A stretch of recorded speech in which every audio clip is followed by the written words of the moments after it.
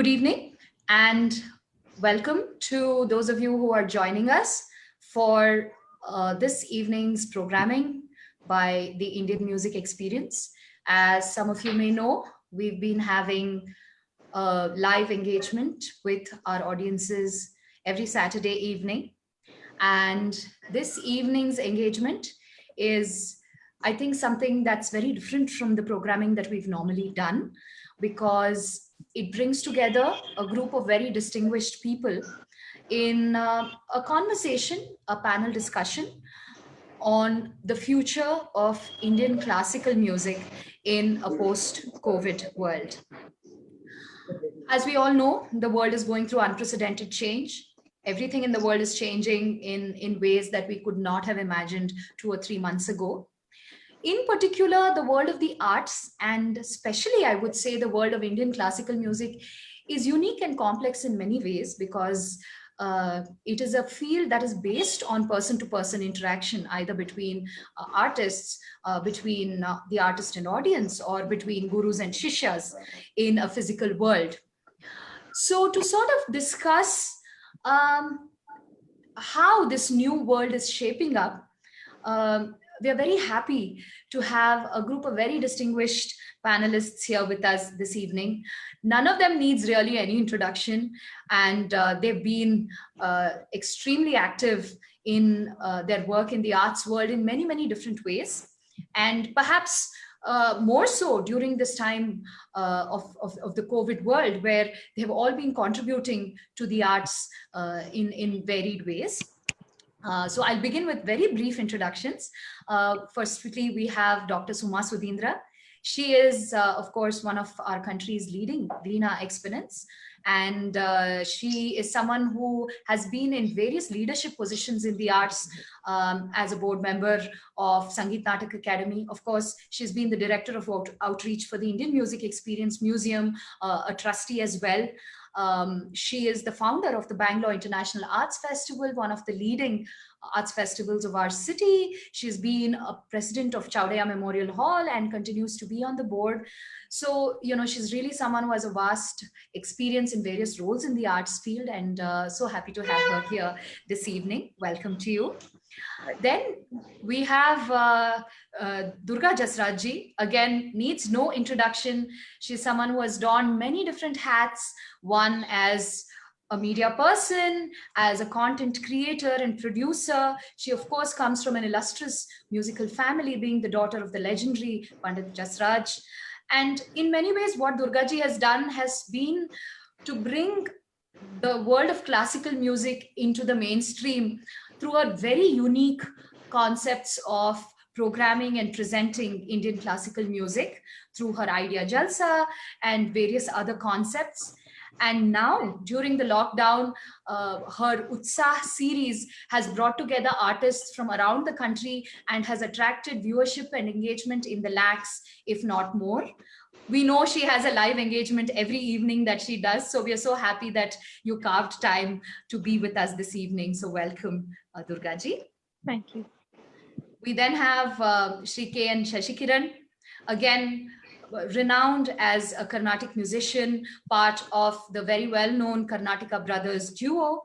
He is the founder of Carnatica, which I think has been consistently one of the most innovative organizations in the field of classical music, bringing new and innovative concepts. He has curated some amazing festivals and properties, such as the Bharat Sangeet Utsav, the Pallavi Utsava, Bhakti Sangeet Utsav, and several others, globe-trotting, multifaceted musician. And during the lockdown, Shashikiran has been the brains behind the International Music Premier League that has really brought some innovative programming into our homes. So we are so happy to have you here. Thank you for making time out to be with us today. Thank you. Then we have Anil Srinivasan, who again, wears many, many hats. I think that's something that's common to all the members on this panel, that they're really multi-faced, multifaceted personalities. He's, of course, a renowned pianist, having brought in a really new paradigm of bringing the piano into the framework of Indian classical music, which has been widely accepted and loved by audiences and critics. He is a serial collaborator, having worked with some of the great names, not just of Indian music, but around the world. Anil is an educator. He is the founder of Rhapsody Music Education that has reached out to lakhs of children across Tamil Nadu and other places. He is a serial philanthropist. He believes in using music to raise money and shed awareness on causes. He's a columnist, so there are various facets that he has, and we're so happy to have him here. Thank you for joining us, Anil. And we have Dr. Jyotsna Srikanth. She's an internationally renowned violinist, of course, with her home base being in Carnatic music, but then she's played in scores of movies. She's worked with orchestras and philharmonics around the world. She's a composer in her own right. She is the founder of the very well-regarded London International Arts Festival, and during the lockdown has collaborated with Shashikiran in putting the International Music Premier League together. So welcome to Jyotsna as well. And so I'm Manasi Prasad. I'm the director of the Indian Music Experience and a classical vocalist, and it's my pleasure to be moderating this discussion. So let's just get started. And let's begin with where we are right now, which is all of us have been in some way very nimble-footed in adapting to the new circumstances of online concerts and online content creation. Since each of you has been involved with this in some ways as a presenter, as an artist, in different ways, I'd like to ask each of you in turn, what have been your experiences, both positive and negative, with this spate of online concerts and presentations that has been going on? And we'll begin with Sumaji and then perhaps move across to the other panelists. Hi, good evening and greetings to all of you and to a lot of IME admirers. I'm sure they're all watching this, and music connoisseurs. Welcome to all of you. Well, we are clueless at this point of time, as we all know that this is an unprecedented situation we have got into. Online programs, I think it's very, very new for all the performing artists. Everybody would have loved to play in a physical space in front of an audience. Everybody loves it, but the reality of the situation, and we don't know what we have in the future.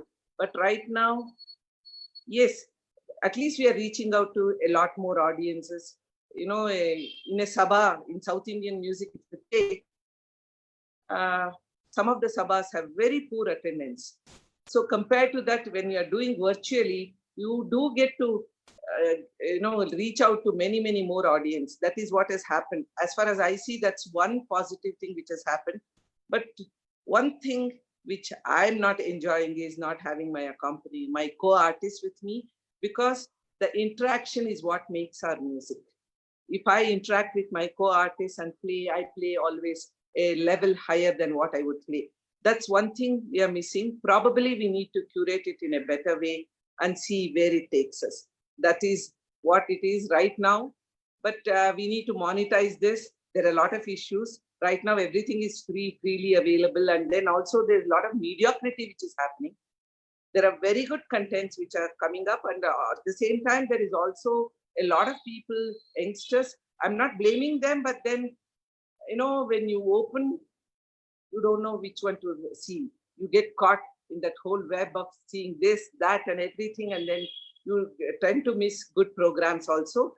We need to curate this and find our way. Thank you, Sumaji. Absolutely. There are issues of increased audience, but mediocrity of content. I'd like to now go to Durga ji and ask her, because I think your Utsaah has been perhaps one of the very successful series online. So what have been your experiences in this whole world of online content? First of all, very good evening to everybody and all the distinguished guests. And I feel so honored to be part of this panel. I really feel like, I've like elevated, my whole status is very elevated. Sumaji means a lot. Every time want me, you know that I'm always there for you. And thank you so much for Thank showing you, so much Durgaji. so much trust in me and, giving me this opportunity to express my views. Thank you, Mansi, for fantastic introduction you gave. You gave us a very, very, I understood everybody's depth of work. Thank you so much. So first of all, it has come, this is a very unprecedented and yet a very unfortunate situation that we are all here and we are facing a lot of challenges as to how does one continue with the experience of music. But where I'm concerned, I think it was more of an extension of the work I was already doing. And I think that may be one of the reasons that we started Utsaha series on the day the lockdown was announced. So today is 67th consecutive day. Every day we've been trying to bring in a newer artist from different genres. So there are challenges, yes, but when Sumaji said about which content to watch, and there's sometimes it can just be a little bit of a confusing part, that what is the um, how much time do we have, first of all, to give into these musical experiences.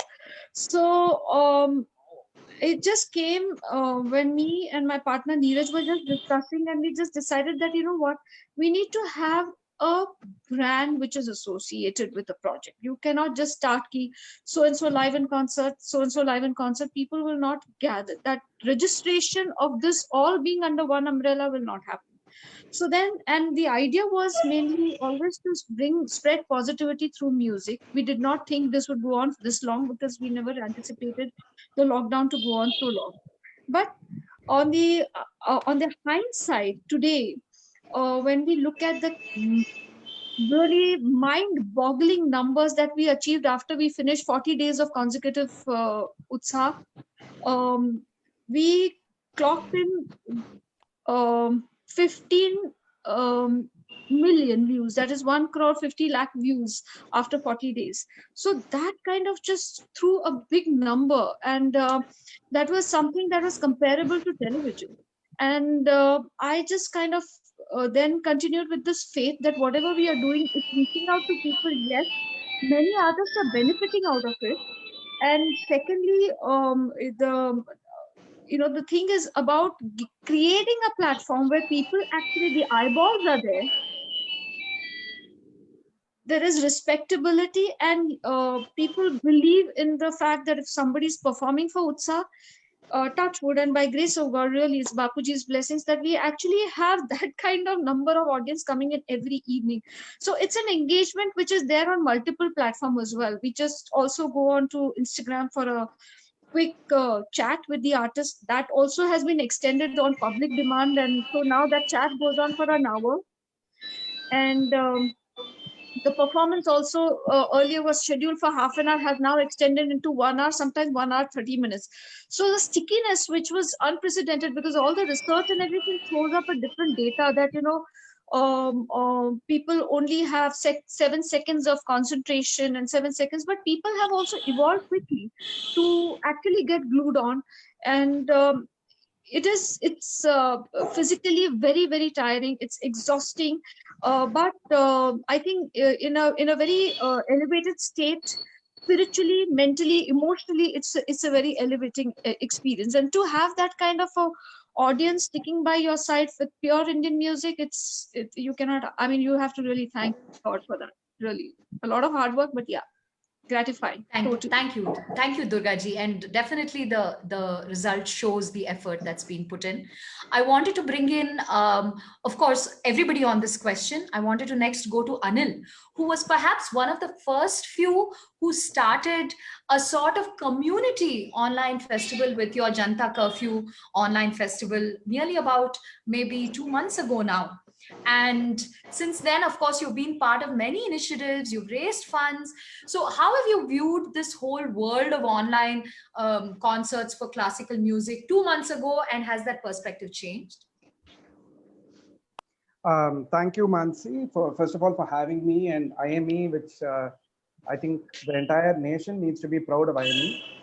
And I happen to be a friend, and I'm very fortunate to have known Sumaji and you for so long. So thank you for having me.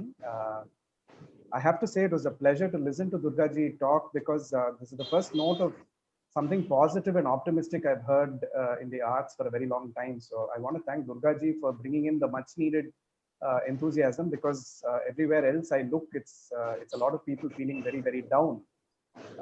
If not by the illness, I think we're also we're suffering from social media itis, where every day people are expressing views about the illness. There's fake news about it. There's fake news about the fake news. The lockdown extension. I mean, there's a lot of uncertainty going on. The reason that I created the online Janata Curfew online festival is honestly on the 22nd of March. All I wanted to do was not so much for the arts as much as saying, what can we do to make people stay indoors? Because this flattening the curve is important. What can we do as responsible citizens to keep people inside? And I thought, okay, I mean, what we have at our disposal is our artistic practice. So I just put up a social media post. I'm nowhere in the league of Shashi or Durgaji or anyone in terms of organizational thinking. It was just a very spur of the moment decision. And I said, I put out a call on my Facebook post, which I know many of you saw and responded so gracefully. I think within a couple of hours, I had 181 artists signing up, and across 18 countries. And that, more than anything else, brought the scale of this entire pandemic to me. I mean, I had people signing up from South Africa and from Australia and South Korea and whatnot. And first of all, I didn't even know I had that kind of reach on social media. That itself was a big discovery for me. But the fact that it had spread like wildfire like that, first and foremost, it just showed me that we do have, let's first be aware of the fact that as artists, we have this power to create a platform if we all are able to think together and work together. I think that was very, very powerful for me, right? And that's one I would add to Durgaji's various other positives on this, in terms of saying that is a positive. The second thing, Mansi, is that I feel that a crisis a pandemic does not define us, okay? In fact, a pandemic, if anything, should bring out the best in us. I think too many people get very cowed down by the crisis. The crisis is not a reflection of our personality. It is something happening in this world which we need to be aware of. And we need to dip very deeply inside each of ourselves to see what is the best part of me that I can bring out to be able to help at this point of time. And I think that's where a lot of this perspective comes from. Too often we get into the what's going to happen to me crisis.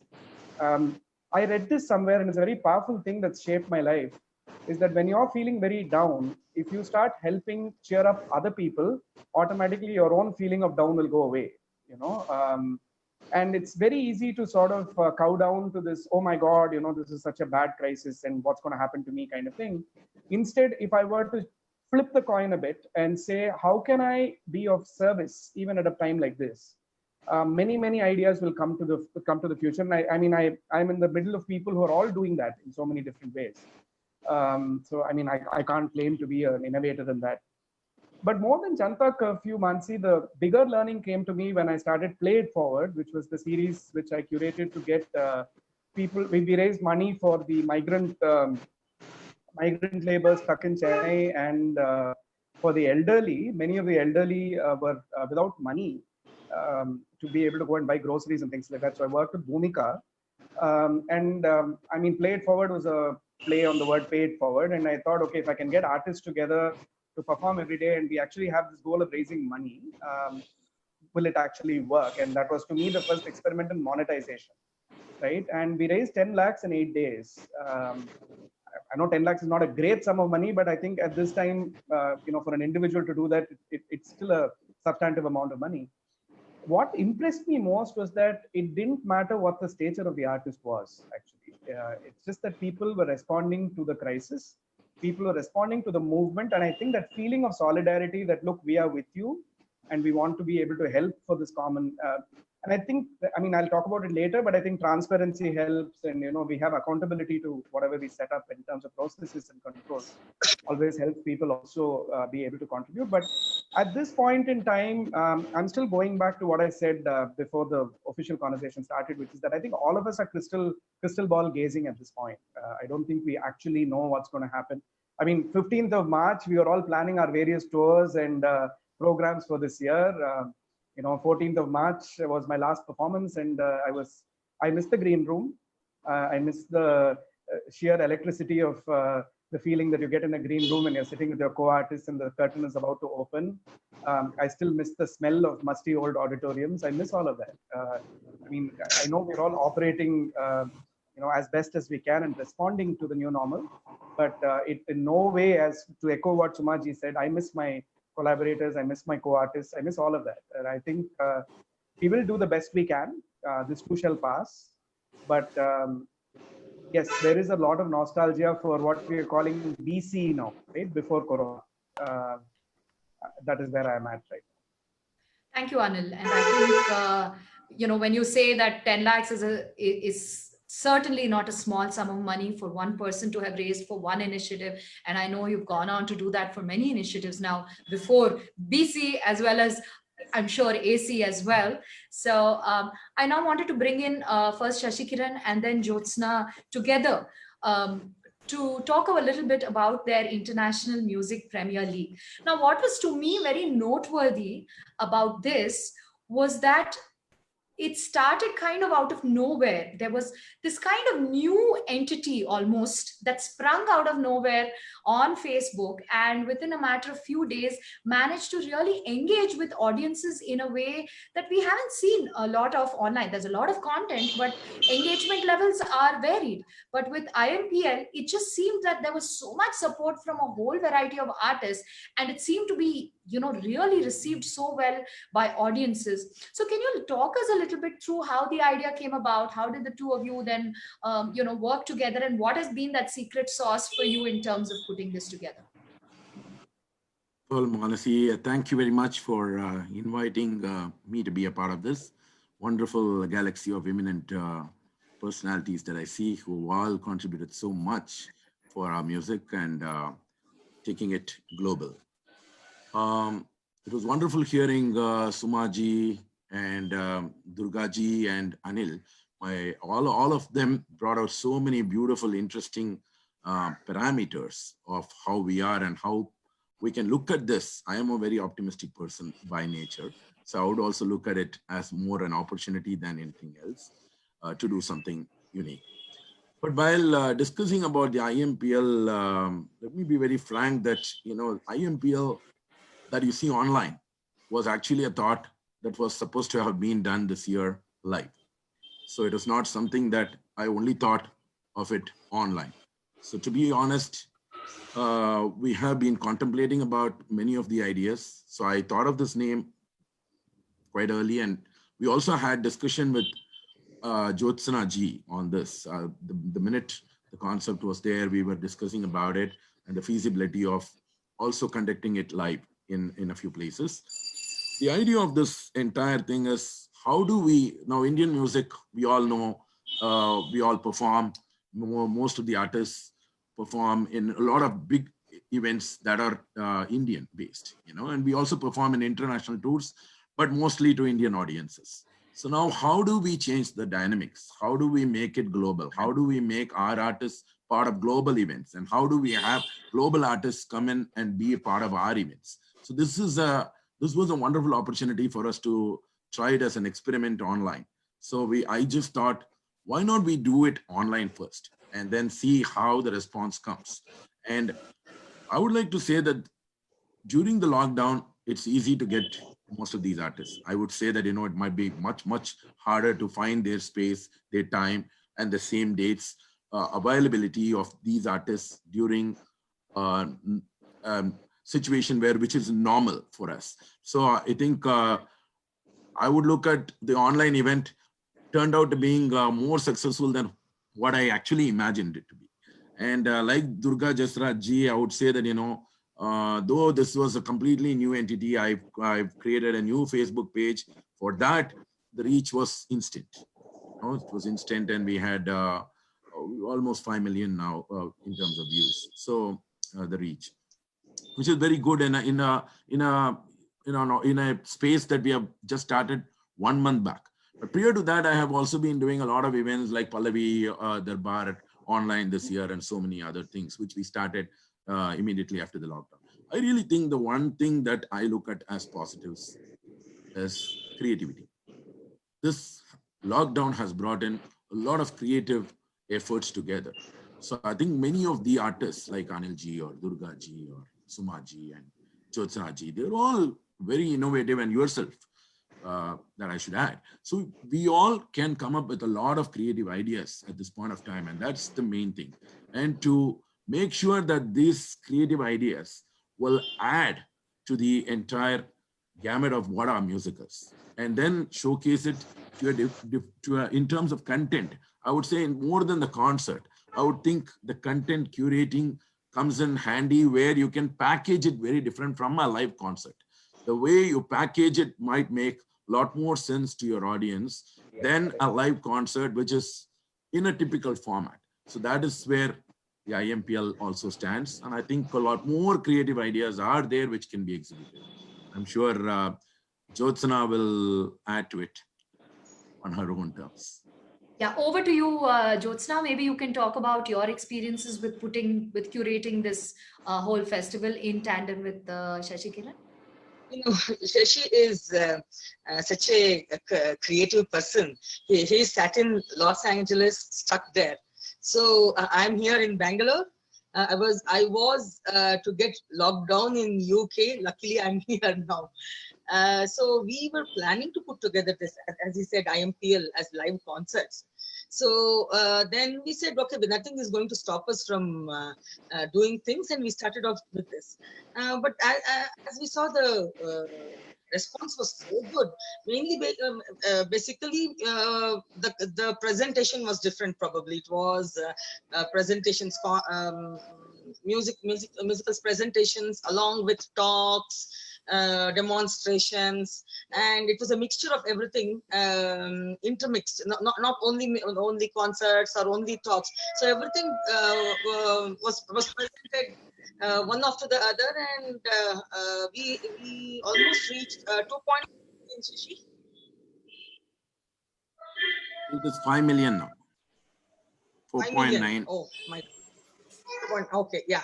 So that was the reach, and this has given me more confidence to take London International Arts Festival digital this year. And the government of England is really supporting arts and art to a great extent. I'll come to that later when you come to government support for artists and arts. So yeah, it was great working with Shashi, and especially the Young Masters series. When we announced that, you should have seen the amount of response we had, and in fact, our had a lot of stress putting it online. Like almost daily, we got around 15 videos, Shashi. 15 to 20 videos. We've still not been able to put all the content. We have so much more. And also one more thing was, it was not only limited to Carnatic music. It was world music, jazz, everything is from the world. And I received messages from Scandinavian countries asking us if they could present this Nordic folk music in IMPL, and so many messages from around the world. I think that variety also helped us reach a wider audience in the world. Sure. Thank you so much, Jyotsna, for your perspective. And it's really interesting to have heard all these different views. So if I could summarize before we move on to the next part, I think definitely this spate of online concerts has increased audience. My sort of only caveat to that would be, are we starting to measure everything in terms of number of views and number of likes? Are we falling into the same trap, which in some way classical music should be fighting against? But are we following into that? That's just a question for everybody out there, but certainly it's made people more creative and more innovative. I'd like to move on to the next question, and I'd like to direct this to Dr. Suma and to Durga ji. Is in terms of, are we looking at online concerts only as a stopgap, or are we looking at this as a way of life for artists and presenters to get used to? Well, if you ask me, as I said in the beginning, we are all clueless right now. I don't think anytime the online concerts are all only going to be there. No, there are going to be, this will pass. I'm also a very big optimist. I never believe that, that we should look at all the negatives all the time. I honestly think that we will go back to the big halls to perform. Maybe there'll be different rules. When airlines have opened up, when the malls have opened up, definitely the music halls also will open up. And then we'll definitely will have live concerts. I think there is nothing which can match the live concerts as far as I'm concerned. I always think it's great to perform, but that does not mean that we should not go online. Whatever Shashi said, I agree with him totally.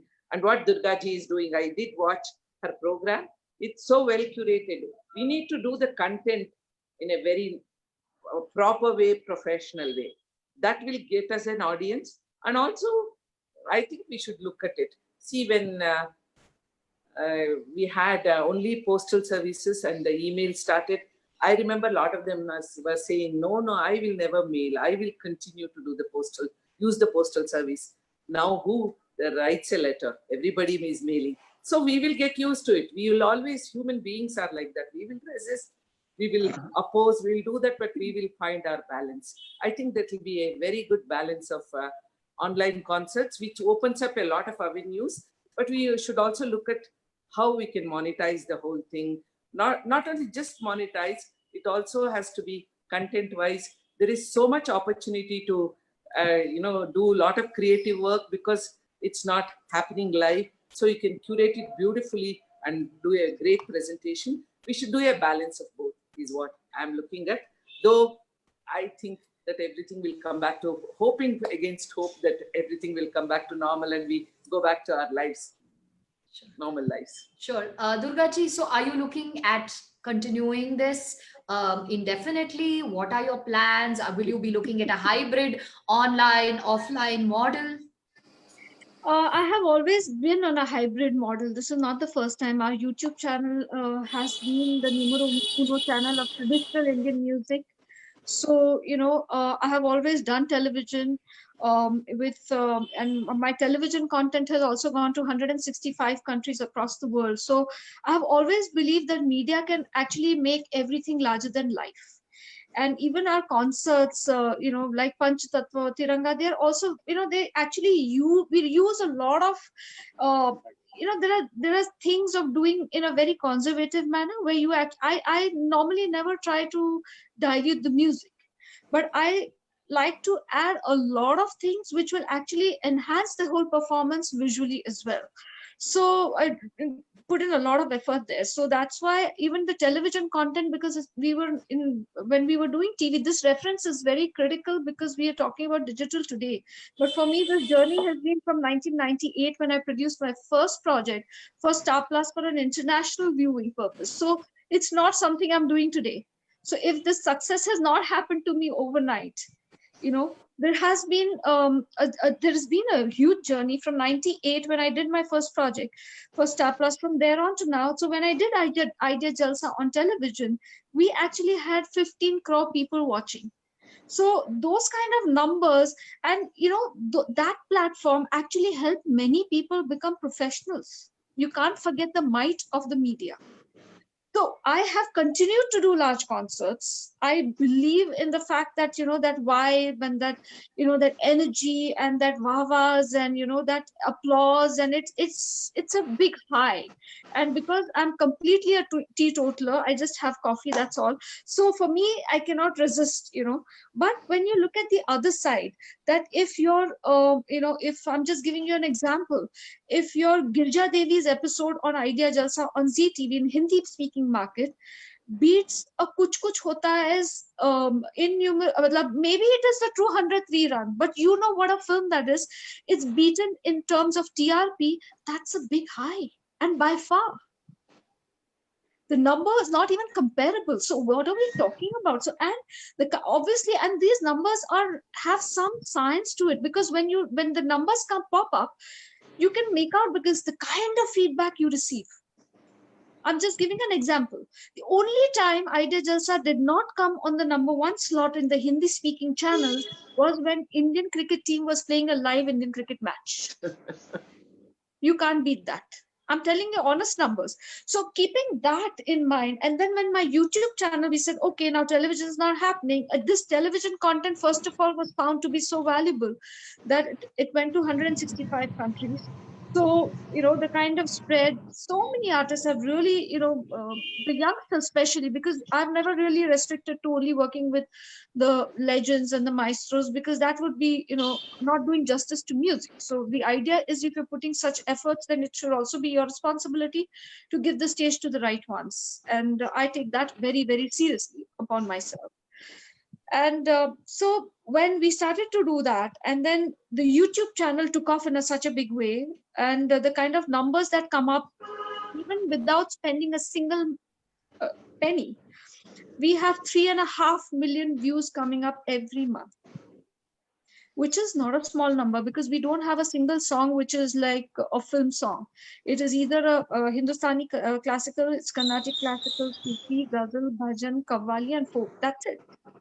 And obviously these are very, very vast, and they are not only sung by some stars. Even the youngsters, in fact, digital media is very, it's really nice, because the worthy person really gets noticed pretty quickly.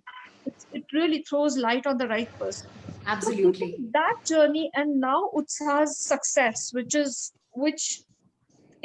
again mind-boggling, because it's a newer medium, newer structure, newer space, and in newer circumstances. The kind of following you have, and I actually decided to have a prime time slot of television. That was again a challenge we took it upon ourselves. I said, no, we want to, block. First, we thought about 8:30 to 9:30. Then slowly now it's become 8 to 9:30, quarter to 10. So it's really expanded. So, but that chunk is doing pretty well. So I'm just saying that hybrid model has always coexisted for me, and will always continue to coexist, simply because you are always using these platforms to give exposure to newer talent, give exposure to different genres, which otherwise may not get.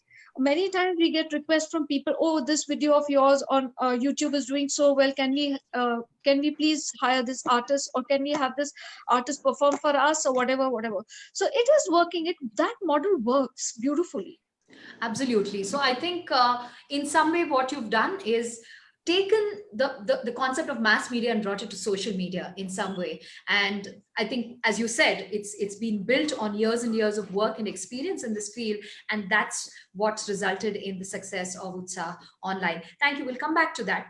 I now wanted to get the three, everybody here is an artist presenter.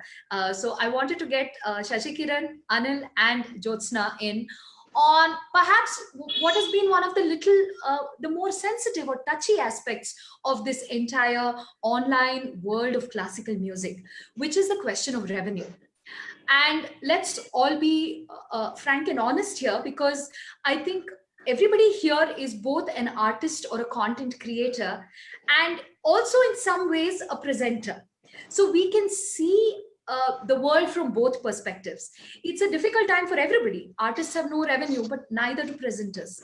So how do you people view the subject of revenue for artists, given that a large part of what has been going on online has been free for the audiences and has been free of revenue for the artists? Jyotsna, I know recently you spoke about this, the sense of feeling exploited. I know Anil has touched upon this in some of his social media posts. So I'd like to bring in all three of you, and you can go in whatever order you like on this question of revenue. For me, I would look at it. Okay, Jyotsna, go ahead. No, you go ahead, Shashi, no problem. For me, I would look at it in a very different perspective. We'll need to really look at the ecosystem. So it's who are the artists, what level of artists, what tier of the artists. So it all varies from that level. So who is going to be really affected by this? To what extent? And what are their chances of bettering that, or how do we support them? So if you are looking at the artists at the lowest level in terms of looking at only online supports, they don't have an online support system. They have their careers, like, if somebody has to perform in only weddings or something like that, you take another Suram artist or travel artists and many of the others, they are not even teaching online, or the morsing or the accompanying artists. They will really find this situation a little bit more tougher to handle. For the others, I think if you look at the top tier, of course, there will be a bigger chunk that they are missing the live concerts and so on. But there is an opportunity that if they are tapping to all their resources in terms of the number of fans they have online. In fact, some of them will have more number of fans than even the organizations who are actually featuring them. So looking at those kind of numbers and those volumes, they would be able to actually, if they are strategic and they are having clarity in thought and vision, they could do a lot. The other thing is, how do we monetize this? When we are thinking of this, the first thing we have to think is, what are the kinds of concerts that can be actually monetized? Every presentation cannot be monetized in certain sense. So, we have to really be clear about what can actually be monetized before we actually make a call on that. And then there are artists who can actually now think, okay, you know what, even the presenters, we can think, okay, some concerts, let us pre-sell them, pre-sell the online slots. So number of people who come in, we can only stream it to only those people, and we can confine our audience to only that numbers. Or it's like almost like a ticketed show. So, but for that, the content has to be really good, and the artist's name has to be good. If you don't have a good name banner artist, or the content is not well curated, there's no point in announcing a monetization for that kind of a video. So the point is, going online and thinking about monetization is all fine. And now we are also dealing with, the survival mode itself. For people, it's a survival mode. It's not just us. The entire system, the world, who is going to pay for it? And how much can they afford? And what will be the optimum level that they could afford during, battling the entire other insecurities of their own lives. So many issues pop up, when we think of monetization. And Carnatic music, we've always had a set which is majority, 80% free concerts, 20% ticketed concerts. I'm exaggerating the 20%. Even if I exaggerate it, it's a huge number. So, and then it's all dependent on the sponsorships. And now when the sponsorships, this is a good opportunity. If you're thinking of Facebook or any other thing, social media, it has always worked on a free model. Once they have numbers of people, then you can get advertisement revenue. So you'll also have to look at YouTube and Facebook from a different perspective of also throwing up the numbers. So you need to look at a balance between the content and also with the numbers. So the numbers matter if you are actually looking at the online model. And Durga ji really put it together in a very beautiful way. She made a lot of sense in saying how she has presented it. The offline and online model has to go hand in hand, and it's a very important thing. But at the same time, we have to follow something. The content, I would design it in a way like education, entertainment, exposure, and excellence. So you'll have to balance all this with the e-commerce, which is the 5E formula, which you can probably have. So absolutely, I think the 5E model makes a lot of sense. that there should be a component of education, there should be entertainment. Of course, it needs to be excellent. And of course, there should be e-commerce as part of it. And there is exposure, of course. But this question of exposure brings in a lot of gray areas, because who needs the exposure? Who is being exploited in the name of exposure? So I wanted to get Anil and Jyotsna, or maybe Jyotsna should go first and then Anil can go after Jyotsna, please.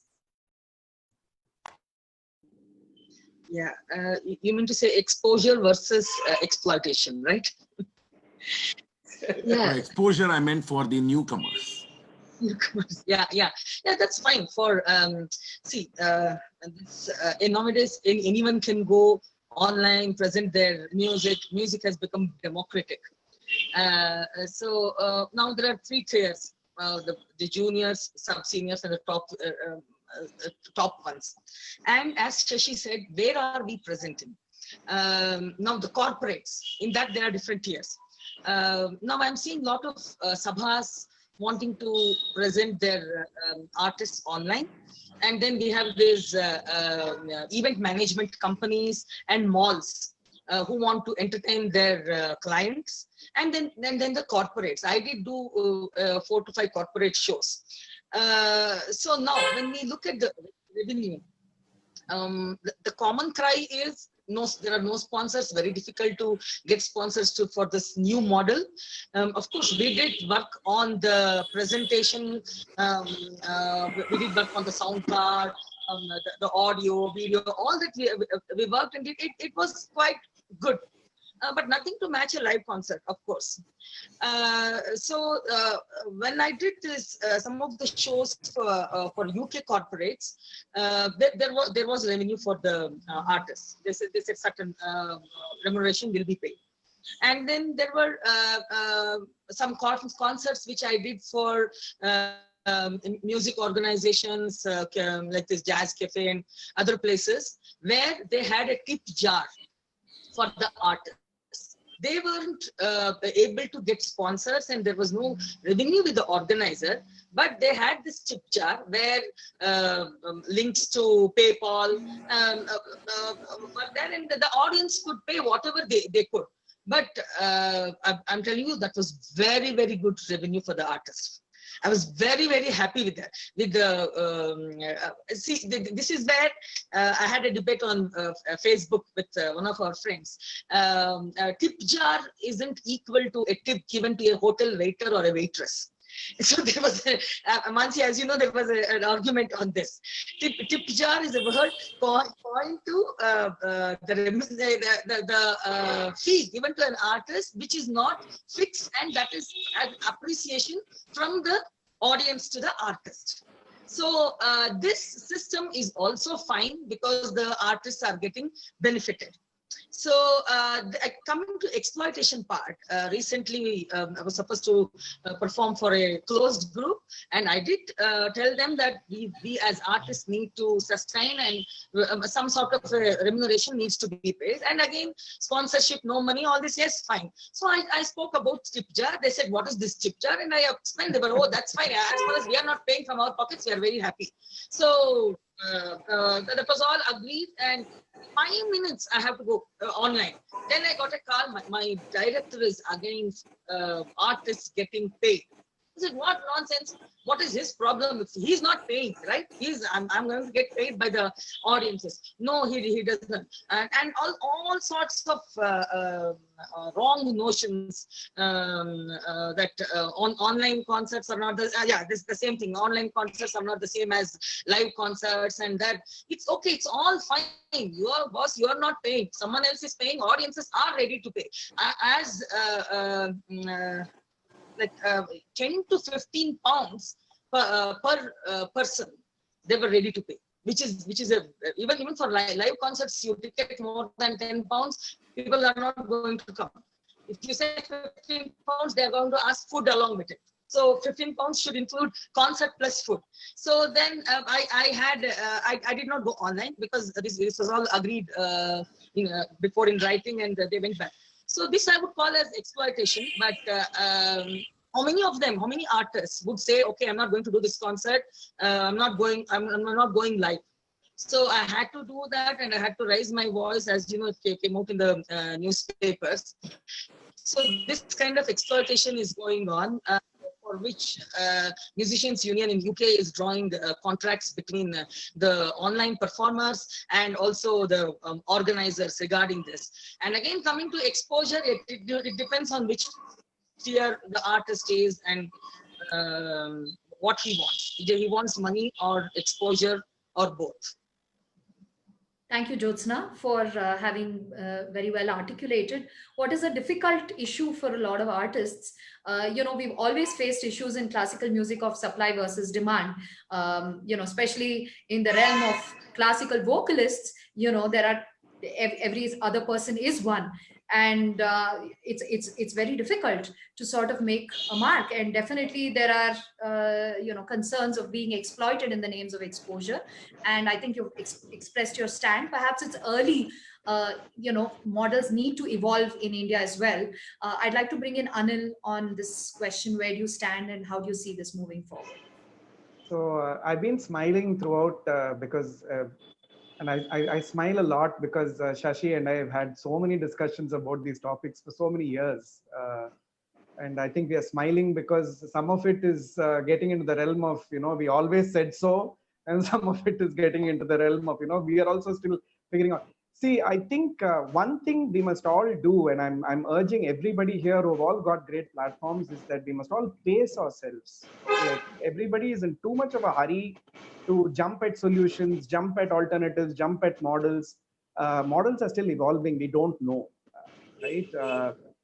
I'll be honest at this point, and I don't mean this out of disrespect to anyone, but this conversation itself is a highly privileged conversation. We are able to have this conversation because we are in that position, all of us having worked hard for many years, where we are able to sit down and say, okay, what is the best thing I can do? What is the best thing I can offer? A lot of people are, as Shashi pointed out very, very well, we should be very careful not to exclude a whole bunch of artists who are extremely senior. I mean, the Tawil Vidwans, the Nadaswaram Vidwans, the people who are performing folk arts, people who are Chitrakala artists, people who are doing things with traditional arts and crafts. It's a whole gamut of people who have been, very dependent.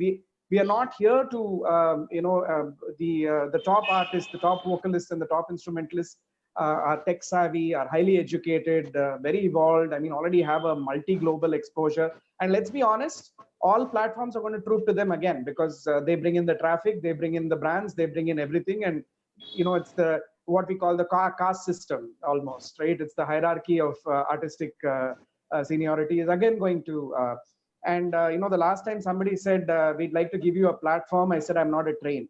Okay. And I'm constantly, I find that a very funny expression that we keep using. Right? But having said that, I mean, look, all economic systems traditionally, and I'm going to rely on my, my doctoral education as an economist to talk about this. All economic systems take time to evolve. I mean, when you had the Great Depression in the 1929 to 1933 period, it took a world war to put the economy back on track. Right? I mean, the war was almost like a necessity. War always drives the economy forward. Let me warn everybody here that we are looking at a war-like situation almost. Classical arts are definitely not the priority, for the world economy at a time like this. We're all trying to make sense of it and survive. Figure out ways to. Some of us are very good with technology, and therefore we're able to figure out ways to continue teaching and doing other things online to monetize ourselves. But the truth is, 95% of classical artists do not have a sustainable means of livelihood at this point of time. We are talking about 5% who can. This is the actual truth. And I'm not talking only about accompanists and junior artists. I'm talking about everyone. Because when we were growing up, Manasi, Shashi, I mean, whoever, we've all studied music, Jyotsna, Sumaji, Durgaji. I mean, nobody taught me a Sri Ragam saying, one day you're going to make $250 by playing a particular Swaramatra in this, right? I did not learn a Jampatalam where somebody was saying, because of this, somebody is going to give you a tour in Jamaica and call it Jampatala in Jamaica, okay? These are things we evolved as we went along, right? So monetization, economic models, we're using terms which are the language of the privileged because we are in a position to think through these things. A lot of people are not. So the second point is, as I said, let's pace ourselves and give this time some time to settle down. I mean, things are still in a very shaken state, right?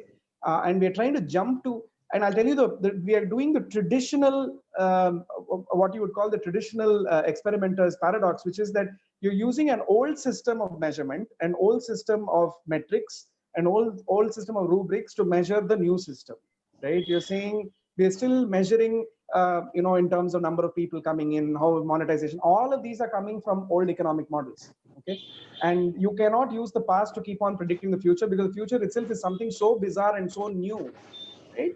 And let me caution also that, we say younger artists, you look at some, I heard this, this kid from engineering college in Coimbatore. He has a 2.2 million subscriber base, okay? And he's been doing cover songs and he does DJ mixes on these things.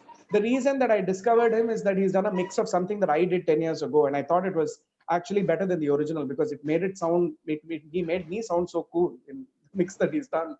And this kid has been monetizing on his content. None of us have even heard of him, okay? He's not a famous artist. It's not something that somebody you'd see on stage. He's just been, and I love the fact that Durga ji said she's always been hybrid. I think it's an extremely important point to pause.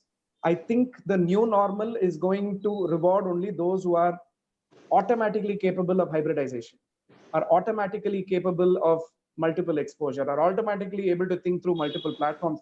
I think rather than worry about economic models and exploitation, this may be a good time for us to upskill ourselves and to also permeate that upskilling to our fellow musicians and saying, here's a good time for you to go to Unacademy or Coursera or whatever and start studying design thinking. And now is probably a good time for you to go and study, monetization models. Here's a good time for you to go and study how social media optimization may be done, right? Instead of being too much in a tearing hurry to replicate everything from the past into the future, let's actually use the time to A, observe, B, slow down, and allow the economic models to observe and then pick and choose what works best for us and then go forward, which is what I would strongly advocate. Let's not be in a hurry. I mean, see, somebody asked me, what about crowdfunding? We'll ask people to crowdfund. I'll be honest, 80% of the world has undergone a pay cut, has undergone job cuts. And, if it's a choice between do I have rotis to eat in the night or can I listen to Riti Gaula, I have a sneaky feeling people are going to choose rotis. Okay. So, and telling people, no, do 2 rotis, but instead of the 3rd roti, you can listen to my Riti Gaula. I don't think people are going to listen to that very favorably, right? You also got problems of data access. You've got problems of Wi-Fi being spotty in many, many places. Do you know how many people are still very scared to use a credit card for online portals where you're asking them to monetize? I mean, there's all these complaints that people are saying, oh, they took the money. I never got the feed. Now give the money back. I got a email message from somebody saying, yours was a paid concert. I paid for the concert, but the feed did not come. Can you refund me? And I had to say, I'm not the person you should be asking. You should be asking this person. And then this person says, I found the link on your Facebook, so you are responsible. Okay, I don't know the organizer. So you talk to the organizer and get me that refund. Right? So we are still struggling for a large extent with there is no digital literacy which is uniform, right? Digital literacy itself is a huge problem. People still don't know how to use these things. We are still trying to figure out. So I think, rather than go on and on, I will just say, give it time. I completely agree with Jyotsna on the tip jar and on Joe. The only thing I will disagree with Jyotsna is I don't mind being likened to a waiter or a waitress or a hotel manager or anything. I mean, I'm providing a service that person's. I think there's dignity of labor in anything that everybody is doing in this world. So I have no problem if people think that giving me a tip is derogatory to them. It's not derogatory to me, right? You're paying for some service that I'm performing. I'm totally okay with that. But otherwise, I completely agree with Jyotsna that there is an anathema. And Sashi is right. When I remember when Bharat Sangeet Utsav was pricing tickets just at 100 rupees and 150 rupees. And there were people complaining saying you should not be pricing these concerts, right? And we were like, 100 rupees, are you kidding me? You're spending more money on a cup of coffee and you want to sit for a 3-hour concert that we're doing and you're not willing to pay that, there is a lot of education that needs to be done. So I think it's early days yet. The world economy let me be honest, the world economy has undergone not just a shock, but a huge reversal, right? And we are just very fringe, like, fringe of the fringe elements of that entire economic system. We'll have to wait for time. I think Absolutely. extremely intelligent and extremely agile people like Durga Jasraj ji, or people who've been always working with multimedia, That's true. certainly can be the people who can educate us on how to, move forward with these platforms. I mean, they're always been, front runners in that. But I would say be patient and take it slow. So I Point to guess, add to yeah. Just one quick point is also that we're still not looking at these as concerts. These are all recitals where it's solo. So, we'll also have to really get to a situation where we have some kind of a proper concert that we are talking about to monetize. And most importantly, as Anil said, this is not the time to talk this because people are really shaken. There are many people who are still, as humans and as artists ourselves, our first concern has to be also the society itself. Absolutely. I think to sum up that point, I think, of course, it's really early. We're probably sort of jumping the gun in terms of trying to find revenue. Having said that, people have bills to pay, be it sort of artists who are struggling to meet their expenses, or even artists who just make money out of performing concerts. I think everybody has bills to pay. And it's certainly one of the biggest concerns. I think what is perhaps being proved, though, is that the numbers are there, the viewership is there. I think collectively, everybody has proved that there is worth to supporting music online as well. And I do hope that sponsors, donors, everybody wakes up to the huge audiences who exist online. I wanted to get in, just move to a couple more perspectives. One is regarding venues and the other is regarding music education. I also wanted to sort of, if there are viewers watching, I'd like for you, if you have any questions for any or all of the panelists here, please feel free to leave it in the comments box. I'd like to bring in Dr. Suma and Durga ji now on the question of, eventually at some point we are moving back into physical spaces. When that happens, what is it that venues, presenters, and artists need to bear in mind while we move back? Is there going to be some change to the way that we see concerts happening in hopefully the next few months when things start opening up?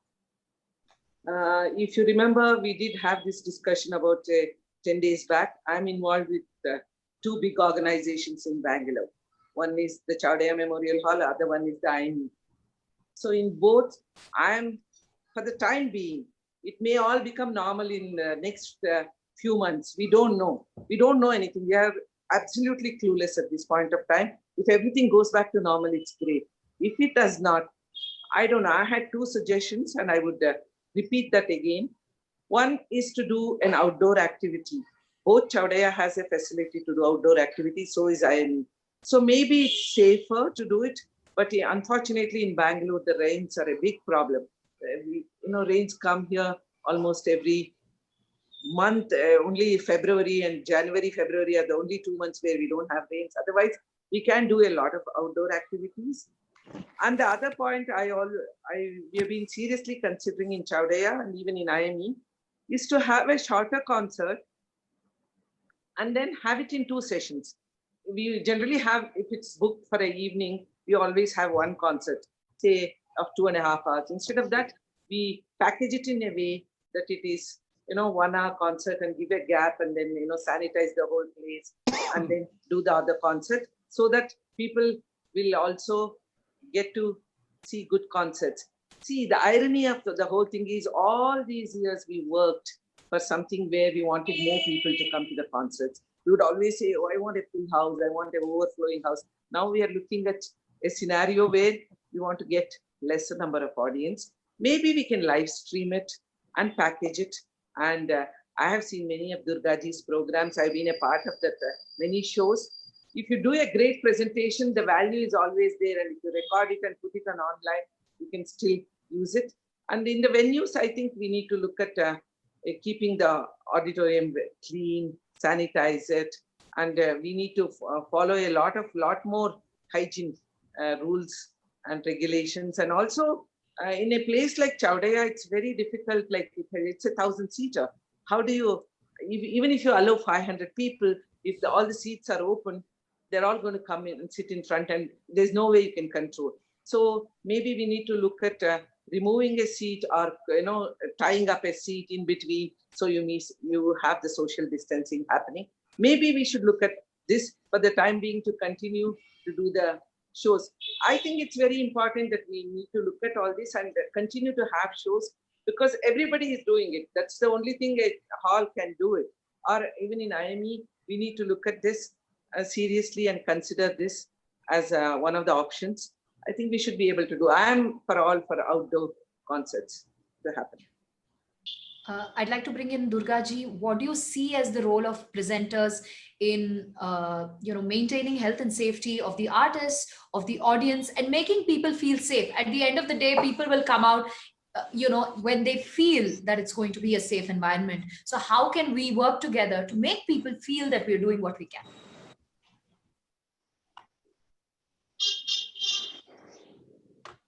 Durga ji, you're on mute. Yeah. Yes. Honestly, I said it's a bit too early to talk about this. Until unless people are completely comfortable, they're not going to come out. Even if we announce it that we are in Shanmukhananda or Chowdiah, it will depend a lot on the emotions. Right now, if you look at the examples, even in Europe, or even for that cases, Grand Slams, they're all thinking about actually doing virtual events, while the teams will play a match in a stadium. There'll be no audience there, and they're looking at telecasting it or beaming it online, and actually they have given numbers which are even mind-boggling, like 50 billion people, and God knows how many billions and millions and zillions and all, but they're all looking at actually doing the act as live. But right now, because of the safety concerns, and nobody see, the one thing about the venue, when you talk about a venue, who is going to take the responsibility? Whether the venue is going to take the responsibility for the hygiene, is the organizer responsible for the hygiene, or is the audience going to take up the onus? So we don't, in fact, it should be everybody taking their own individual responsibilities and doing their best. You cannot pinpoint that it is only, but God forbid something happens, everybody is going to point fingers at somebody else. Nobody's going to say, yes, I went wrong. No way. So the situation is unimaginable, because we're not talking about anything, we're talking about humans, the lives of people. I mean, how important is music for that matter? In connection to, we are giving ourselves a bit too much importance if we have to look at that, because music will survive. Music has many options of being heard and experiencing it live, and human beings are the most they adapt more quickly than you can imagine. There was a meme yesterday which came to my in my WhatsApp group, is what कि प्रधानमंत्री जी, if you all understand Hindi, प्रधानमंत्री जी अभी अगला lockdown मत announce करिए, because हम लोग इतने आलसी हो गए कि घर से बाहर हम लोग निकलने नहीं वाले. So it says that don't announce the next lockdown, because you don't have to. We're all so lazy now, we won't leave our houses. We are just happy to be at home. We are just gotten so used to it. So that apart, but the fact is, either sometimes I imagine this. Okay, it is nothing that I don't think this is my vision and this is how it is going to be. I'm not nobody to predict this.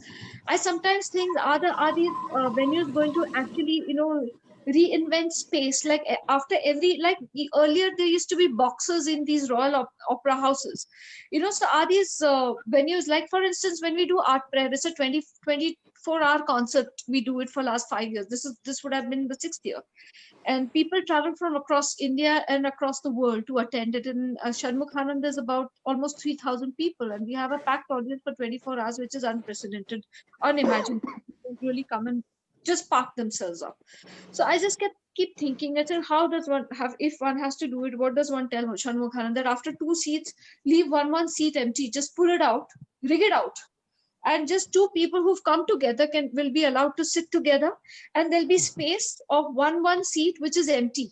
So that comes into my imagination, and maybe Sumaji can actually, because she's involved with the venues, look at this as an option. This could be the only one which actually, okay, so every ticket holder who's coming is assured of the fact that you are allowed to come with one person, or at least even if you got 5 of you coming, because now we have the diktat of how many people can travel in one car, how many people can what is the distance we have to maintain. So keeping all those yardsticks, still the government doesn't allow us to sit together. The experience of really being together is almost lost. So if that is the case, then if we still want to hold concerts and try, first of all, the artist has to be party of this experimentation, because one cannot assure sponsorships, venues will still want to make money because they have not made money in months. And so who is actually going to take the responsibility of the financial, really badgering that's going to happen? Nothing is going to be like, oh, it will like the old times. No, it's going to be very slow. It's going to crawl. Or probably I just hope and pray that it comes back. I mean, for me to imagine Sharmukhananda or even Savai Gandharv, or what my father does every year in Hyderabad, Pandit Motiram, Pandit Maniram Sangeet Samaroh, where thousands of people are there.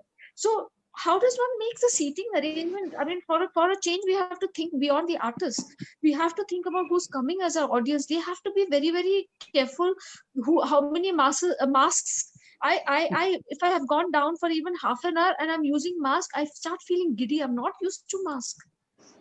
Those gloves. How long do you have to wear gloves? After you're inside, are you allowed to remove it? You're not allowed to remove it. We don't know. So yeah. So actually, I don't know. Right. I think, nobody knows. And you've raised a lot of important points in terms of we need to get into those minute details. Yes. I think that's going to be key. This is something that we've been doing at the museum as well. When someone's buying a ticket at the box office, where did the person behind him stand? When someone's using an interactive, what happens to the person who's come with him or her? So I think it's going to be, what do we do about washrooms? What are we going to do about parking? What are we going to do for security? So it's all these minute details, the sum of which is going to help us navigate this also new the world. checkpoints. I mean, every time somebody walks in, somebody has to really check, if this person has temperature. That's right. There have been cases. I mean, it's a very important point, that cases when people have landed from abroad, just couple of hours before the flight has landed, many of them have popped in a crocine so that they don't have fever. That's right. So there are a lot of things to worry about. But I think these things, again, will evolve as we discuss this more. I'd like to now bring in perhaps one area. Sorry, Jyotsna, please go ahead. Yeah, in Germany, concerts have started with a maximum 150 people in the audience. Recently, a few concerts happened in Cologne. So yes, I think we can look to perhaps what other early adapters are doing, and slowly these guidelines will evolve. Perhaps the one area which has seen growth is that of online music education.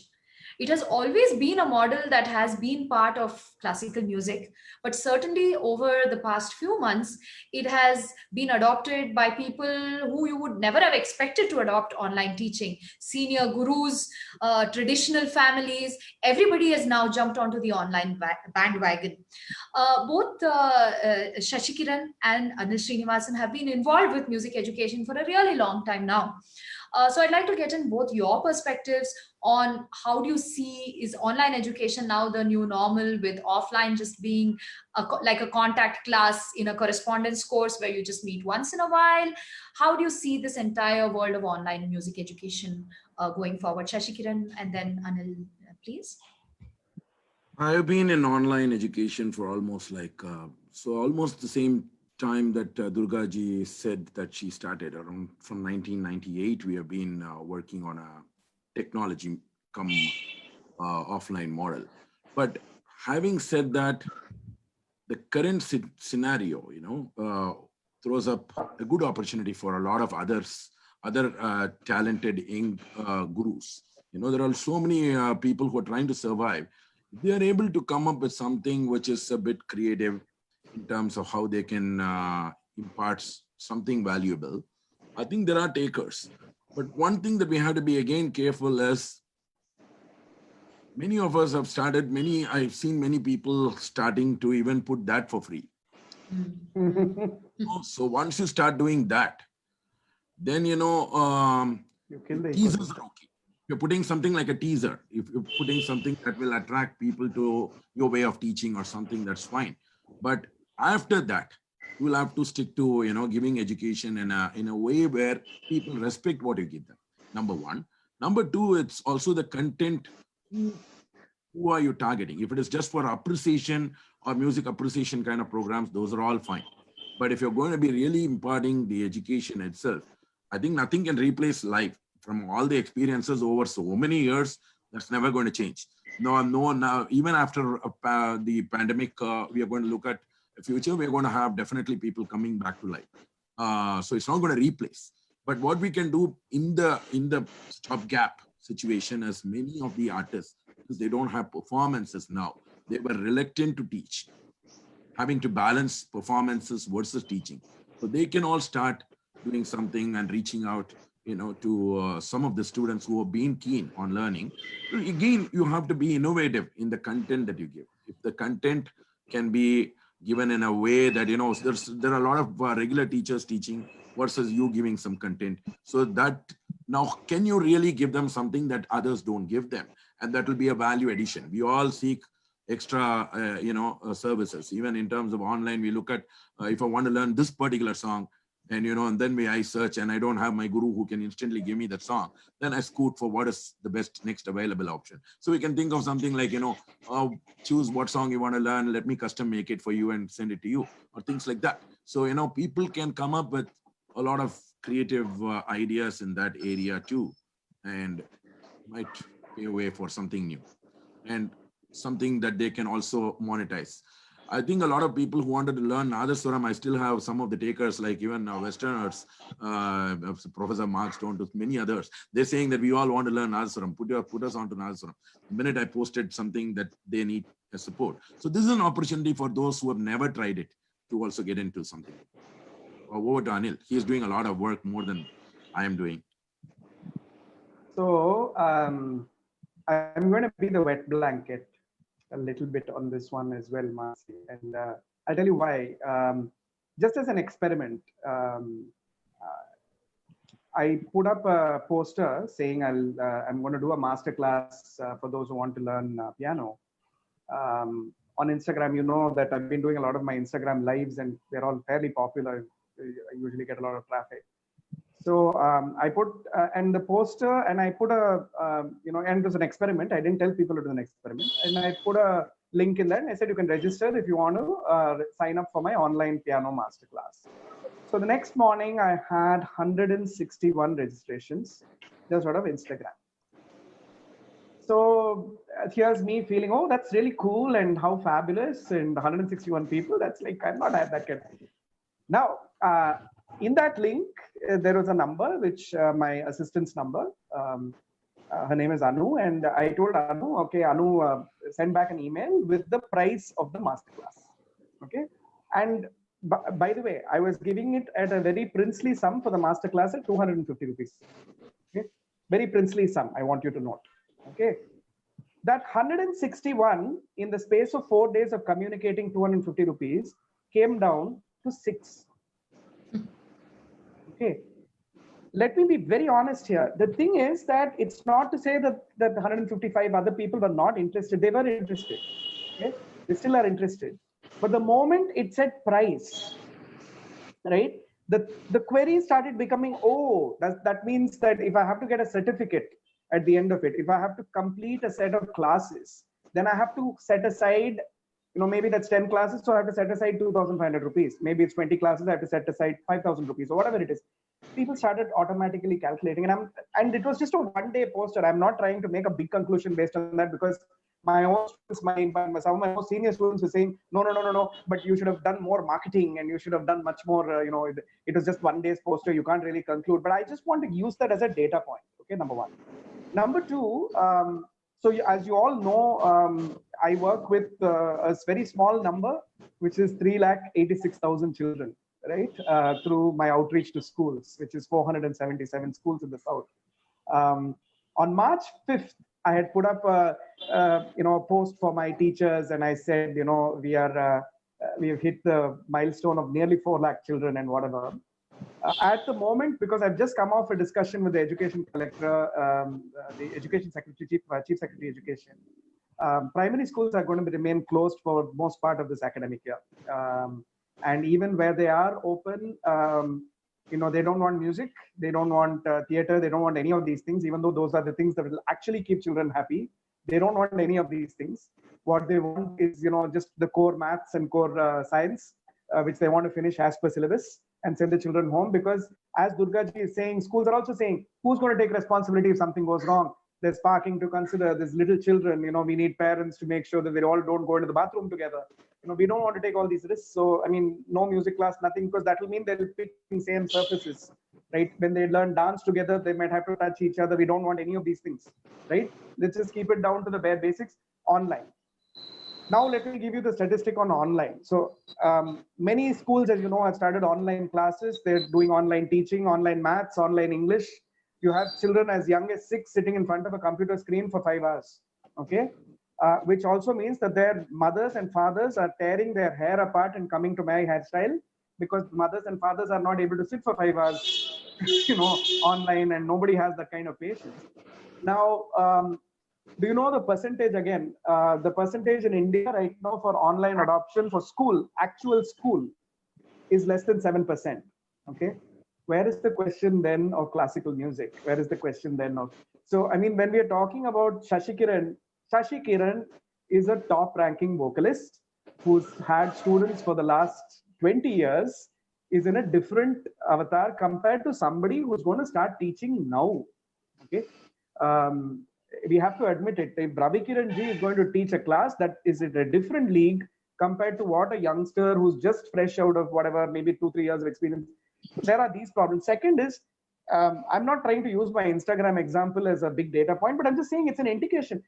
Disposable incomes have come down, okay? And people are already stretched in terms of how much they can spend. And I can see certain like dance lessons. So my wife studies dance. She also teaches dance. And she was telling me that, there are people charging even, junior gurus are teaching at $40 an hour and $50 an hour. It's becoming very difficult for people to be able to afford it, right? So many people are doing the sort of shopping that Shashi was talking about. Okay, I'll just learn one number. I'll just learn this because I don't want to completely lose touch with my learning. I'll just do how much ever I can afford. Because let's also remember that in America, in UK, in Australia, and all the traditional markets for Indian classical music, again, jobs are going, pay cuts are happening. People are not sure what's going to happen next month. So if there's a question of trying to spend money in learning something new, people are being very, very, very hesitant about it. So I would be hesitant to say that, oh, that's the new normal again. Again, the same answer, unfortunately, I'm beginning to sound like the Indian weatherman.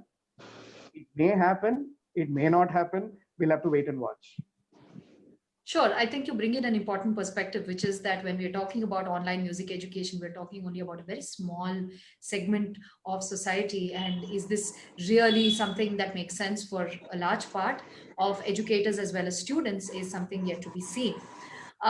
We're almost reaching the end, and this has been so interesting that I feel we can go on for a really long time. But I just wanted to sort of get everybody's perspective in on one final facet, which is a lot of us, everybody in every sector is really looking towards the government and saying the government needs to help us. Be it automobile industry to arts, everybody wants the government to be helping in some way. And this may be unrealistic at one point in time, but it's also ultimately the government that has to make policies keeping the entire ecosystem in mind. So I'll begin with Jyotsna and then move along to everybody else. If there is something that you want to convey on one hand to governments, or you think governments should be thinking about, at the same time you want to think about donors and philanthropists, people who've been traditionally supporting the arts. So if there's something that you wanted them to be thinking about, or some message that you wanted to convey to them, what would that be? And to art and artists. Simply put, simply put. Today, of course, we saw New Zealand announced a package for the arts, $175 million. Germany's announced a record-breaking package for the arts. Of course, the US has done well also. There have been some concessions that have been announced in India as well, but can more be done? I think Sumaji is the right person to speak about this because she has in various ways been involved with government bodies and has worked very closely with the government and government officials. So how do you view the government's responsibility? We expect government to support arts at this point of time. No, it's not going to work because they are looking at, for their political gains. Unfortunately, that's the harsh truth. Arts is at the bottommost line. We are not going to get support right now. But the thing is, the problem with us is we are not together. If we are together and if we had asked something as a group, as we go together and make requests saying that this has to be done for artists. Like for example, Ned was telling me that in Netherlands for all the top artists they sent 3,000 euros the moment the lockdown was announced. They didn't even ask for it, it was transferred to their accounts. See, that's how it works in the Western countries, but to reach there it's very difficult in a country like ours, where we are still a developing country. But we should request the government to continue to do the Hampi festival, the Mysore, the Palace festival in Dasara. I did meet the Chief Minister a few days back, and then he was telling me when we requested him for various other things, and he said, no, we are not going to do the festival. So if you all go together and give him, request him, because it will benefit the artists at the end of it. We need to look at it as a group. I think we need to form ourselves into a more organized sector. We are very unorganized at this point of time. I have always said this, but then we have not moved one step further. This is a great time to do that. And then we need to request even the central government to support and the corporates to support. See, what would be India without all the classical music? Can you imagine that? The fiber of this country will be gone. They will support. There are a lot of people who will come out of all this and then they will support, but it will take time. It's going to be little rough time for everybody. I agree that see, a lot of middle-level artists, Anil, you were talking about it. I know that a lot of middle-level artists who depend on this. See, for example, the Ramotsava concerts were all missed this year. A lot of my accompanying artists were telling me that a whole bunch of them, it's very difficult for them to make a living out of it. See, sitting here for me, it may not be affecting me so much. It is affecting a whole lot of others. It was very difficult time for them. So looking at all these problems, I think we need to give a representation even to the central government to continue with their support for arts, which they should not take it out and say we will give it to only other people, because at this point of time, the whole world is affected. Everybody is affected and everybody needs some kind of a support. The government should do that. Hopefully, we can all get together and do something about this. You're absolutely right that the arts contributes to our economy in so many ways. It boosts travel and tourism.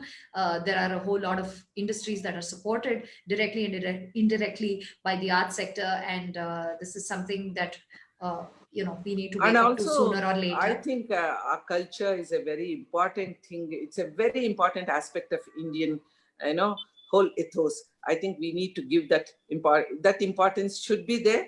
And then we should work for this together, absolutely. So any final words on this from Shashikiran? Yeah, I would completely agree with what Sumaji said. First and foremost, we have never looked at it as a collective. So as artists, we have to send a representation. First of all, we ourselves have to support the better privileged artists. So Anil is doing, I've been trying to do a bit. But individually, we have been trying to, many of us are trying to do whatever little we can to support some of the artists who are really needy. But at the same time, we also have to, that's not a permanent solution for them. It's just, something that we can do one-off times. But continuously, if they have to be supported, I think to pitch into a government or other bodies, first of all, we'll have to categorize these people who really need the support at the first base level. And at least for them, we'll have to take some steps. And for that, I think we need to get a campaign where every artist comes together and then signs and puts their case forward. They are in that group where, we would have to categorize some of them even almost at the same level as daily wage workers. So they are in the same level. So you can't really say that, they have some kind of even basic comfort zone of existence. So having said that, the other levels, yes, we have never looked at our music, or we have never portrayed it to be a part of the tourism department. So it's high time that, we'll have to all figure out a way that this becomes a part of tourism package. And if we are starting to do that, then, I think there would be a lot more seen. I can see that, some Ministry of Culture and so on are organizing online concerts. I don't know whether they are paid concerts. I only hope they are paid concerts and some of the other artists are supported. I can see a lot of online concerts now being put by Ministry of Culture. Some of the embassies are doing it. All of these things are new. So you can see that they are getting into the online fray. Are they paying for it? Is a different question. I'm not sure. I've not performed it. Okay. Durgaji? One point. All these online concerts, most of it comes from their archives right now. No, there are a lot of live concerts. There are a lot of live concerts happening. Live concerts. I don't know about live concerts. Yeah, there are a lot of live concerts happening. SNA has requested all of us to send our recordings to them.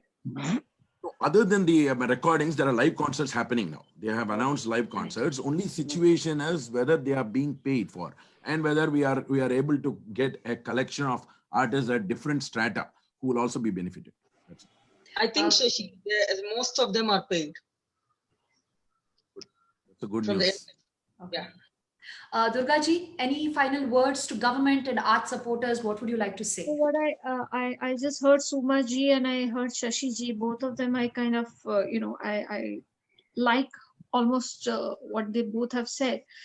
One thing is that at this point in time, we all need to come together, because unless we actually show a collection of huge number of people, we are irrelevant to the government, honestly. It's like an MP. जितने उनके पास MLAs हैं वो MP का value बढ़ता है, literally like that. So if we are going to be in these pockets, we are absolutely irrelevant. We are not even a priority, and of no importance to them. We are giving ourselves too much importance, honestly. But if you have to make that impact on the government, because I've worked a lot with the government from the times of Dr. APJ Abdul Kalam and Atal Bihari Vajpayee, that time culture had different value and respect, which I really I miss, So the fact is that we are now quite fragmented. Unless we don't actually have all of us come together as one body, or at least people with same values and some kind of, because culture for sure gives every country its identity. I believe that. And another very critical and a very important point Shashiji just made is that we actually should not be in the Ministry of Culture. We should be, because it's like together, Ministry of Culture and Ministry of Tourism are always a combined package, and Ministry of Culture has no budgets. Not low budgets, no budgets. Ministry of Culture for Indian classical music is as good as Ministry of Homeopathy. We have to be, actually what he said was such an important point. For instance, Margarazi Festival actually draws such huge tourism. Music tourism, it has to be looked at what music tourism is all about. And that has budgets. And if we can actually tap on those budgets and make it relevant for our community or our people collectively, we have to work at it.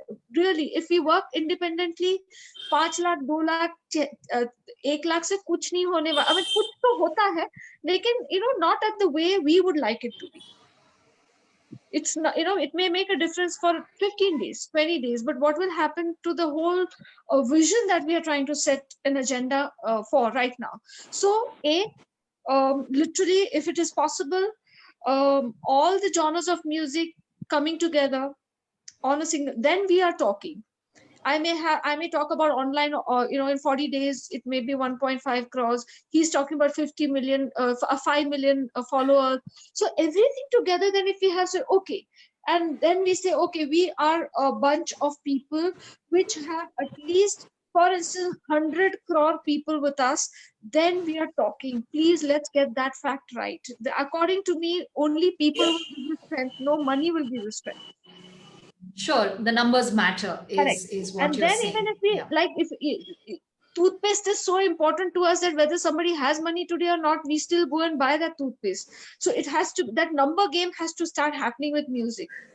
Otherwise, you just said in the beginning, are we going to be talking numbers? It's better we talk numbers and get, and you know, be in the real competitive field and not look, yes, CSR comes, great, let it go to the really deserving. But others should concentrate on uplifting the whole game in a very big way without losing any time. I think that's an excellent point. And I'd like to just ask Anil to sort of give his comments before we can conclude this discussion. I think everyone has said the most important points. And because we have so many musicians here, Mansi, I'm going to say something which I want you to respond to and Shashi to respond to and Jyotsna to respond to as well. And that statement is, Oh, man mein hai vishwas, pura hai vishwas. Over to you. Hum honge kamayab ek din. That's it. That's all I have to say in conclusion. Wonderful. We are sort of at the end of our time. As I mentioned before, you know, we can continue talking for a long time. This has been such an enjoyable conversation. A few things that struck me throughout this conversation is, look, there are two ways to view this world. One is the glass being half empty and the other being half full. And I think what struck me as a commonality between all the people here is that everybody is doing their best to look at the situation with optimism, find out what we can do, how can we be more innovative, how can we contribute, how can we give back. And I think it is really important that we look at this entire situation with optimism, because that is what's going to bring out new ideas. I think everybody here was very practical, that look, at the end of the day, yes, classical music is spiritual, it's about uplifting ourselves, but we need to be practical about numbers. We need to look at practical aspects when we really open up venues. So it's really about getting into those details. The third thing was, yes, we've spoken about this forever, which is coming together and being one voice. It is something that has been a long-standing wish of the classical music world. Maybe in some way, this COVID world will force us to all work together. This panel discussion being a great example, to have got all these distinguished, illustrious people to be together for 2 hours in a physical space is near impossible. But we've managed to bring all these people together out of their busy schedules to be together. And perhaps this in a way is setting a trend that the world is going to be about networking, collaboration, really coming together to make things happen. Finally, if someone asks, what is the value of arts in the time like this? I only go back to the words of Winston Churchill during the Second World War, when he was asked to cut funding for the arts. And he responded by saying, then what are we fighting for? And I think those words are really appropriate, because the arts are indeed essential to survival. Without it, we may survive, but would we really be living? And I think that's something that we need to convey more and more to audiences, to sponsors, to donors, to the government, that the arts are indeed crucial to life and living.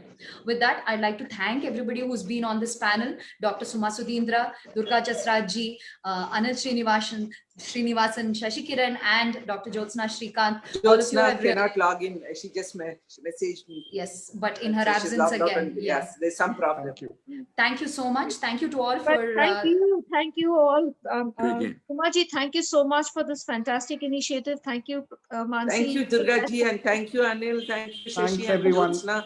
Sorry, Mansi, I'm just getting into my next webinar. And Thank you all. Anil Srinivasan, you're one of a kind. I'm so happy.